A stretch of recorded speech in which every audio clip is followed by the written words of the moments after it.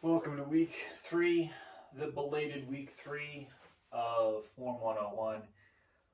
I had to have a conversation with Roger over the weekend. Went pretty long. We covered a lot of details, and I kind of wanted to recap what we talked about because it was a situation where he wasn't going to make this next step until we addressed his issue, which comes in that totally counterintuitive situation where everything feels very powerful when we take big motions.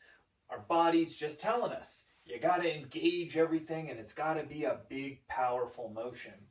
And the way that it was showing itself in Roger's swing was the way it actually showed in my exact swing.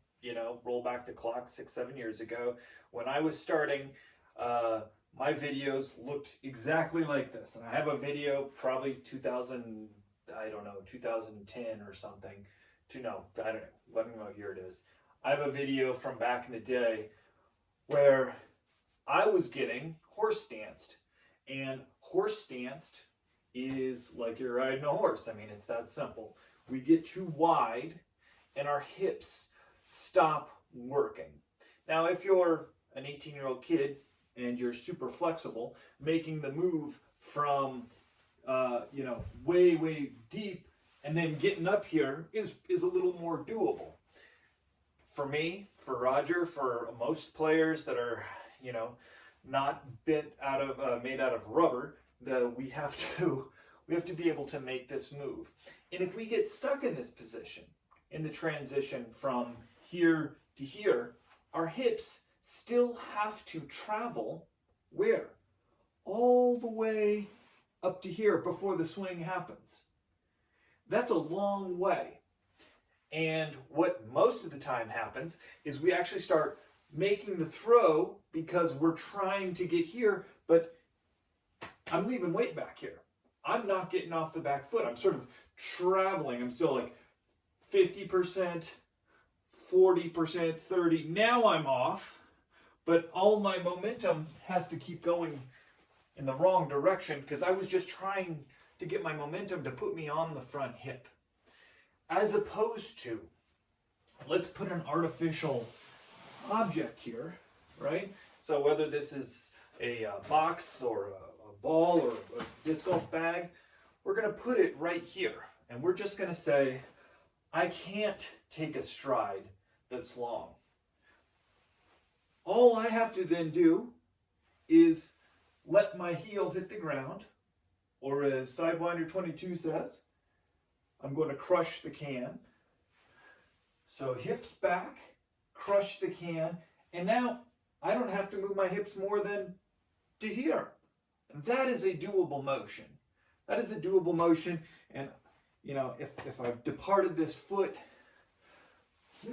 it's over. I'm here, and now the swing takes place. Now we're back to week 1, where we're just swinging on that lead hip, right? Okay, that motion is different. It's very, very different. I'm going to go into this motion where we get horse danced and too wide, and I'm going to actually try to make it onto this front hip from removing all my weight back here. So, backswing. Hips are back. I take this wide, and you can see I'm just not going to remain balanced. I'm not saying it can't be done. It can be done. But we're rebuilding form the correct way. Let's make it easy on ourselves. Let's take a short stride into a closed plant leg so that if there was weight pushing here, this direction on my back hip, I'm going to be able to resist. For this swing, I'm in that hips back position. I'm in this hips back position so that when this hip does push, you could push. I'm pushing against this side of my hip. This hip is coming through that hip, and then all I have to do is press out. That's what causes the press. It's what's causing those hips to rotate. If you don't press, you can just open And a lot of guys do, especially when you take a lot of momentum. And you see this in even guys who can throw really far. They hit a point where pressing out, because they've taken so much momentum, is not even that big of an issue. In fact, it becomes really, really hard on a lot of momentum to say, catch it all and press the hip out. And there's guys who can do it. I prefer to say, let's keep things slow and controlled.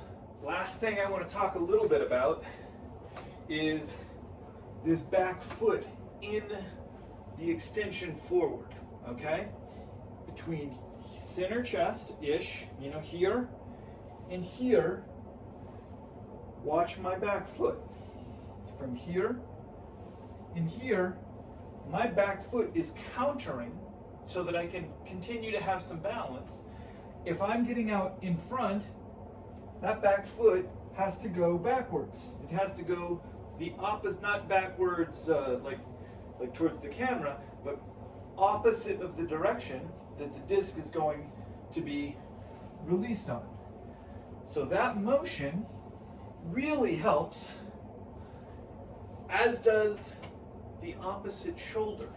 In conjunction with that back foot, we're kind of creating like a swimming motion, or we used to call it the swim move, where we start loose, we settle, and then as the disc comes forward, the back foot and the backhand are countering. Just like in the stride where we're going equal and opposite here, settle, we have another equal and opposite, which is disc forward, back of the body counters the other direction. It's a strange thing that we see these symmetries in athletic motions where your body, whether it's hips, whether it's arms and feet and legs, they counteract each other so that we can resist momentum on one half of the body and convert it into action on the other half of the body. And ultimately, it's aiming for a reproducible, safe on your body, consistent throw. Can you do things other ways? Absolutely. I'm not saying this is the only way to throw, but I personally want to throw consistent shots. If I can throw a 300-foot mid-range that goes straight, I can be up and down on a 600-foot hole in 300-foot shots with a mid-range, where I have to throw right down a fairway. That's a great tool to have. Okay, so I'm going to stop here today with the main item to focus on for this week, that we're just going to get into the practice part of the next 7 days, is I want to actually have you guys taking an artificial block, whether it's your bag or whatever, and I want a video review of how far are we able to take this stride before we start getting ourselves locked into trouble. And the easy way to tell is if you're leaving the back foot on the ground and we're not really getting to center chest completely, de-weighted off this foot, this back foot, then shorten your stride. Let's make it easy to get these hips set up. Because ultimately, right, we want to be throwing out here, countering with the backside. Okay, so artificial block, even if we're taking an X step, I want to put this block into place to shorten our stride and then get all the benefits of this compress and press and stay balanced. Not letting ourselves get horse stance, not forcing ourselves onto the heels. All right, that's it, guys.